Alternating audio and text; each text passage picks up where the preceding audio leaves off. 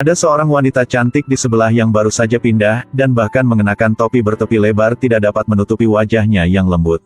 Badannya seksi, kakinya panjang, sudah menjadi sebuah gambar indah di dalam hati seorang laki-laki yang baru jatuh cinta. Saat ketika mata mereka bertemu, laki-laki itu dengan gugup melangkah mundur. Dia bernama Dougie, seorang siswa dengan hasil belajar bagus, dia bersama orang tuanya ke kota ini untuk libur. Juga tidak lupa membawa buku-buku untuk belajar dengan mudah. Ada seorang anak yang rajin seperti ini, tentu saja orang tuanya sangat bangga. Sejak villa di sebelah dijual untuk seorang pria kaya ini, hati Dougie sudah mulai berdebar. Karena putrinya Lena sepertinya gaya Dougie. Kaki panjang, rambut kuning halus seperti air terjun, mata pesona yang membuatnya tak pernah lupa. Mata panas itu dengan cepat menarik perhatian Lena, tapi Dougie tidak cukup berani ke sana untuk menyapa. Sahabatnya Sule membawa ke sana sebuah kasur tua, memindah ke gudang rumah Doug. Ini adalah basis rahasia milik dua orang ini. Karena mimpinya paling tinggi adalah melarikan diri dari kehidupan jomblo dengan kasur ini. Melihat gadis-gadis cantik yang berjalan di danau, Sule dalam suasana hati yang sangat baik. Kebesokan hari, orang tuanya membawanya ke rumah tetangga untuk menyapa. Dengan mudah juga tak lupa pamer kehebatan anaknya. Saat pria kaya ini tahu dia tertarik dengan penelitian perahu, jadi pria meminta Dougie untuk memperbaiki perahunya. Uang tidak bermasalah, orang tua Dougie juga setuju. Saat datang untuk memperbaiki perahu, laki-laki Dougie melihat gambar cantik itu. Melihat Lena baru selesai berenang dan muncul, berpakaian yang panas, bandanya seksi. Kemudian Lena masukkan ruang kayu tembus pandang di depannya. Saat pertama Dougie karena malu jadi tidak melihat, tapi sifatnya seperti begini, dia tidak menahan lagi dan berbalik. Menonton seperti orang yang hilang jiwa, suara Elliot, ayah Lena, mengejutkannya. Dia dengan buru-buru keluar perahu, menjawabnya, Dougie pasti akan memperbaikinya pada akhir minggu. Elliot sangat puas dengan ekspresi Dougie, jadi upahnya adalah $200. Dougie dengan wajah tidak bisa percaya, tidak hanya adegan melihat belum cukup, harga untuk pekerjaan ini terlalu tinggi. Sampai malam, Dougie tidak bisa tidur, akhirnya dia bangun. Kakak Lena itu hari ini sepertinya tidak dalam suasana hati yang baik. Gadis cantik jatuh air mata membuat Dougie sangat khawatir, kebesokan hari dia dengan hati-hati bertanya kepada Elliot tentang keadaan Lena. Sebagai imbalannya adalah ejekan diam-diam dari pihak lain. Dougie hanya berbalik pergi dan memaksakan senyum untuk bersikap sopan. Kebesokan hari, Dougie di sebelah melihat Lena dengan sendiri keluar. Selanjutnya, sebuah teriakan terdengar. Tahu adalah suara Lena, Dougie dengan buru-buru datang untuk menyelamatkan. Siapa tahu ada sebuah laba-laba kecil di dalam mobil. Dougie menangkap laba-laba itu, lalu melemparnya ke tanah gunakan kejantanannya untuk menginjaknya sampai mati. Menyadari bahwa mobil Lena bermasalah, jadi dia mengambil kesempatan untuk mengembangkan potensinya. Saat itu Lena juga duduk, bajunya kurang tahu dengan sengaja atau tidak, dilonggarkan, menghembuskan aroma yang mempesona. Membuat Dougie sedikit panas badannya. Dengan cepat sudah memperbaiki, Dougie tidak ingin pergi. Hari itu, Dougie mengatakan dengan sahabatnya Sule tentang hal yang senang ini. Sule dengan hati-hati memperingatkannya, sebelumnya Lena ke bar ada orang datang untuk mengobrol. Jadi Elliot memarahi pria itu sangat kejam. Baik ayah dan anak sangat aneh, masih lebih baik tidak terlibat. Dougie tersenyum tidak setuju. Sampai malam saat dia kembali rumah, menyadari bahwa Lena sudah menunggunya selama beberapa jam. Wajahnya sedih, bilang dirinya keluar dan terlupa membawa kunci, dan berharap Dougie bisa membantu. Kesempatan bagus seperti ini, Dougie pasti tidak akan melewatkannya. Tidak terduga, ini adalah pilihan membuatnya sesali sepanjang hidup. Karena membantu Lena menghancurkan pintu dalam hujan keras, bagian perut Dougie terluka oleh kaca. Gadis tetangga ini dengan antusias membantunya membalut lukanya dengan cepat. Tidak terduga, tindakan gadis ini membangkitkan badai di hati Dougie. Untuk menghindari malu, Dougie berbalik wajahnya, akan mengucapkan selamat tinggal pada Lena. Siapa tahu bahwa Lena dengan tidak peduli bilang sekalimat. Hari ini Elliot tidak ada di rumah, melihat dia terjebak dalam hujan dan masih belum berganti pakaian. Dougie gunakan semua berani untuk mencium Lena. Selanjutnya ini adalah adegan VIP bisa ditonton ya. Setelah semalam gila, Dougie kembali rumah dengan suasana hati susah bilang. Selama beberapa hari kemudian, Lena dengan sengaja muncul di depan mata Dougie. Kurang tahu cinta ini adalah betul atau tidak, Dougie memutuskan untuk tidak peduli dengan semua tindakan Lena. Tapi Lena sepertinya tidak punya niat untuk menyerah, dia sengaja masuk ke perahu yang sedang diperbaiki Dougie. Sekali lagi bersama Dougie tinggal di sebuah kamar. Di hari-hari berikutnya, tempat mereka berdua berkencan semakin besar. Jika Elliot menuju selangkah lagi, nanti dua orang ini akan selesai. Semakin banyak waktu yang dia miliki untuk berinteraksi dengan Elliot, Dougie menyadari bahwa dia adalah orang bersifat yang tidak normal. Saat memeriksa fungsi perahu, Elliot tidak beruntung terkena layar. Mereka berdua mengira itu karena talinya tidak kencang. Sesuatu malam Dougie mendapat telepon dari Lena, dia dalam telepon menangis sangat menyedihkan. Ternyata setiap kali Elliot mabuk kembali rumah dan gila bersama keluarganya. Orang yang temperamental itu sering menganggap Lena sebagai karung pasir. Sampai saat ini dia baru tahu sebenarnya Elliot hanya adalah ayah tiri Lena aja. Bahkan ada pikiran yang jelek kepada Lena. Melihat luka di wajah Lena, hati Dougie patah.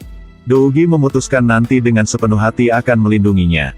Karena agar mereka berdua tetap berhubungan, Lena juga memberikan Dougie telepon pribadi. Nanti, mereka bahkan memindahkan tempat ke kasur yang disiapkan Sule untuk melarikan diri jomblo. Beberapa hari kemudian, Lena dalam kepanikan berlari ke kamar Dougie, dia bilang sudah terjadi masalah besar. Setelah meminta izin dari orang tuanya, Dougie dengan cepat lari ke rumah Lena. Pada awalnya pikir Elliot mengetahui tentang kalian berdua. Tidak terduga, berbalik dan melihat tubuhnya tergeletak di tanah. Lena dengan panik menjelaskan, karena dia bertindak dengan Lena, saat memprotes, Lena tidak sengaja memukulinya sampai mati. Dia tidak berani melapor ke polisi karena takut dihukum karena pembunuhan. Dougie dengan tenang menganalisis, protes pembelaan diri mungkin tidak dituntut secara pidana. Tapi Lena punya alasan dirinya. Elliot keluarga sangat kaya, keluarganya pasti akan menemukan pengacara terbaik. Mereka akan tidak menolak sampai memasukkannya ke penjara. Lebih dari itu, skandal antara ayah tiri dan anak tiri sangat sensitif, anggota keluarga mereka akan menyulitkannya. Jadi tidak bisa memberitahu polisi, beritahu polisi akan berakhir. Dougie saat ini baru paham, Lena memanggilnya ke sini untuk menangani tempat kejadian, menghancurkan bukti. Melihat Dougie membeku, Lena gunakan kecantikan. Akhirnya Dougie juga lemah di depan air mata Lena. Untuk biarkan kematian Elliot berubah menjadi kecelakaan, dia datang dengan solusi. Siswa terbaik berdiri tertinggi di sekolah, namun dia terjebak dalam kasus pembunuhan. Tapi hal yang terjadi ini mulai dari seorang gadis panas. Untuk menghancurkan bukti pembunuhan Lena. Setelah Dougie membersihkan tempat kejadian, dia membawa mayat Elliot ke bagasi mobil dan mengemudi. Masih pikir tidak siapa tahu, tetapi sesuatu terjadi. Penjaga sudah menemukan bayangannya di geladak. Karena agar tidak curiga, Dougie bergerak dalam kegelapan. Dia meniru postur Elliot, dengan jinak mengeluarkan sebatang rokok dan merokok. Biarkan perahu bergerak ke depan. Lalu dia memeluk mayat Elliot dan memukul dengan keras ke layar. Selanjutnya melempar mayat ke kabin, lalu gunakan api untuk dibakar. Pagi kebesokan hari, mayat Elliot sudah ditemukan, melalui surat-surat yang tersisa sudah menemukan identitas korban. Polisi mengidentifikasi identitasnya sebagai Elliot, jadi mereka melakukan penyelidikan. Saat ini Dougie sedang kerja dengan suasana hati seperti teror. Dougie terus membuat kesalahan di tempat kerja, membuat Sule merasa bahwa dia sangat tidak biasa. Tapi kemudian dia diusir oleh Dougie. Karena sebelum dia meninggal, Elliot mengadakan polis asuransi besar. Perusahaan asuransi mengirim Angie ke kota ini sebagai penyelidik. Seperti membuka perspektif dewa, Angie baru saja tiba dan telah menetapkan target penyelidikan pada Lena. Karena dia adalah orang satu-satunya yang mewarisi jumlah uang asuransi itu. Dia bekerja sama dengan ketua polisi untuk mencari petunjuk dari Lena. Berdasarkan kesepakatan dengan Dougie, Lena mengatakan dirinya tidak berada di tempat kejadian kasus. Polisi menyimpulkan bahwa sebelum dibakar, Elliot sudah mati. Mendengar sampai ini, penjaga malam itu sudah keluar. Mengatakan dia melihatnya, orang tidak bisa menjadi tersangka. Karena orang mati adalah tetangga, jadi polisi juga berharap keluarga Dougie untuk membuat sebuah laporan. Untuk menjadi warga negara yang baik, orang tua Dougie membawanya ke kantor polisi untuk laporan. Benar-benar tidak perhatian putranya yang sedang menekankan. Di bawah tanya dari Angie, Dougie juga bersembunyi untuk Lena. Tapi Angie sepertinya melihat sesuatu, tidak berhenti bertanyanya. Interogasi membuat orang tuanya sedikit kesal, lalu membawanya pergi dari kantor polisi. Meskipun seperti itu, bukti-bukti kasus ini masih terungkap dengan secara perlahan. Angie dan ketua polisi melihat noda darah di kaca rumah Lena. Jadi mereka memperluas penyelidikan di kebun keluarga tetangga. Saat itu, ibu Dougie sedang membersihkan kamar putranya dan menemukan sebuah celana dalam wanita. Polisi juga mengambil minuman Dougie yang sudah digunakan untuk mengambil sidik jarinya. Pembunuh di kasus ini sudah mengarahkan ke Dougie. Karena untuk membuktikan bahwa dia tidak membunuh orang, tetapi membantu Lena menghancurkan bukti. Jadi Dougie dengan buru-buru menemukan telepon yang Lena berikannya sebelumnya. Dalamnya nomor telepon Lena, bersama dengan pesan dan foto mesra mereka berdua bersama. Itu bisa membuktikan bahwa Lena bersedia bersamanya, dan juga membuktikan bahwa Lena memohon padanya untuk menghancurkan barang bukti. Tepat pada saat itu, Lena muncul di belakangnya, dia bilang telepon dia sudah diambil. Mendengar sirene polisi semakin dekat, Lena tiba-tiba dengan panik merobek pakaiannya. Kemudian memeluk Dougie dan biarkan Dougie mendorongnya ke lantai. Polisi datang, ini disebut adalah perbuatan buruk dan ditangkap di tempat. Dougie meminta ketua polisi, dirinya benar-benar tidak bersalah. Dia tahu sifat seorang laki-laki ini, jadi dia diam-diam melepaskannya. Dougie dengan cepat menemukan tempat tinggal Lena, kemudian menunggu saat Lena mandi dan memeriksa tas Lena. Tapi saat memeriksa tasnya dan mengetahui kisah tragis. Jadi dia memiliki banyak identitas yang berbeda, dia pada dasarnya adalah ular berbisa.